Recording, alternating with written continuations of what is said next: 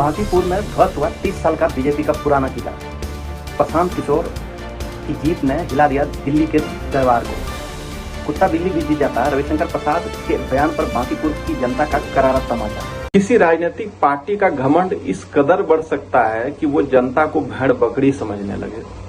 BJP सांसद रविशंकर प्रसाद जी ने कहा था कि बांकीपुर में हम कुत्ता बिल्ली को भी टिकट देंगे तो जनता हारेगी कि जीवन में कभी ये कहने का तो साहस नहीं कर पाएंगे कि हम लोग कुत्ता बिल्ली को भी खड़ा करेंगे तो चुनाव। उनके इस अहंकार भरे बयान पर पटना की महान जनता ने करारा तमाचा मारा है, जिसकी गूंज दिल्ली के राजमहल तक सुनाई दे रहा है। जी हां, बीजेपी का 30 साल का पुराना किला बांकीपुर की धरती पर ताश के पत्तों की तरह ढह गया और जनसुराज के प्रशांत किशोर ने ऐतिहासिक जीत दर्ज की है।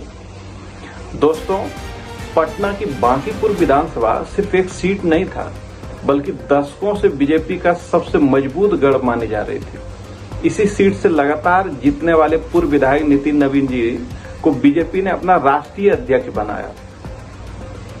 तब यह सीट खाली हुई थी और घोषणा हुई उपचुनाव। बीजेपी को अपनी इस जागीर पर इतना घमंड था कि उन्होंने एक ऐसे उम्मीदवार को मैदान में उतार दिया जो जनता के सामने खड़ा होकर दो शब्द सही से बोल नहीं सकता था। उन्हें लगा कि दिल्ली का जो फरमान आएगा बांकीपुर के लोग आंख बंद करके स्वीकार कर लेंगे, लेकिन वे भूल गए कि यह लोकतंत्र की जननी है। इस इकलौती सीट को बचाने के लिए बीजेपी ने और एनडीए ने पूरी ताकत भी झोंक दी। मुख्यमंत्री स्वयं प्रचार कर रहे थे, दर्जनों सांसद थे, दर्जनों मंत्री थे, यहां तक कि उन्होंने भोजपुरी कलाकार को हर गलियों में छोड़ रखा था, डेरा डाल दिया था। लेकिन जनता के दिलों में गुस्सा कुछ और था।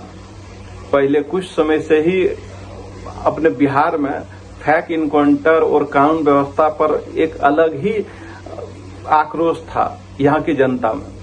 कानून व्यवस्था और नेतृत्व पर लगातार सवाल उठ रहे थे।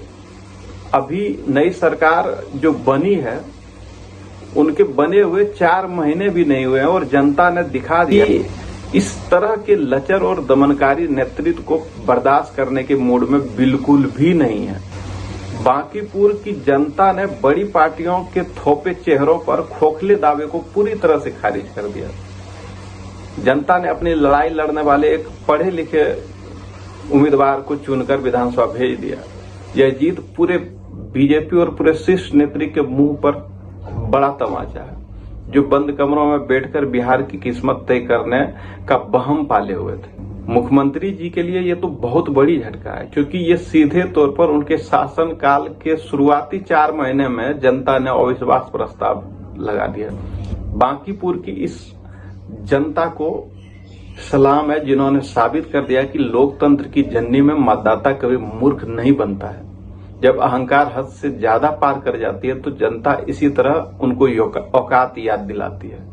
दोस्तों, आपको क्या लगता है कि बांकीपुर विधानसभा का ये जो परिणाम आया हुआ है, बिहार की राजनीतिक में बदलाव लाने की शुरुआत है? कमेंट बॉक्स में अपनी राय जरूर लिखें। वीडियो को लाइक कर दें, हमारे चैनल को सब्सक्राइब करना ना भूलें। जय हिंद, जय बिहार।